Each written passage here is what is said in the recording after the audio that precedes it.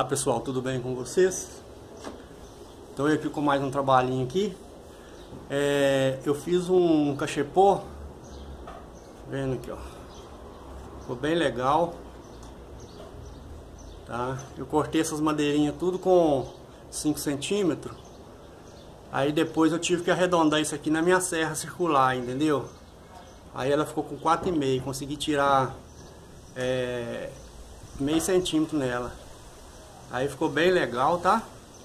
Aí vai rolar o vídeo aí, vocês verem como que é que eu fiz, o passo a passo dela aí, tá? Como que eu fiz pra tá arredondando na serra. Muita gente aí vai criticar, mas eu não tenho torno.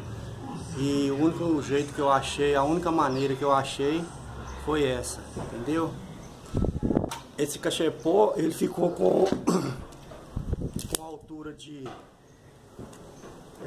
14 centímetros de altura. Interno ele ficou com 13 centímetros e 24 centímetros de diâmetro por fora, tá?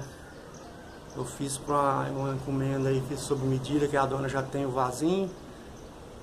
Aí tá pronto o cachepô. Mas aí quero agradecer a todos aí, os pessoal que curte os vídeos aí. E pedir, né, quem não for inscrito aí, se puder dar uma força pra gente se inscrevendo. E se puder, né, compartilhar o vídeo pra tá ajudando nós aí a postar mais projetos, tá? E no mais é isso aí. Forte abraço a todos aí, fica todos com Deus e até o próximo vídeo. Deixa uns likes lá pra mim, ok?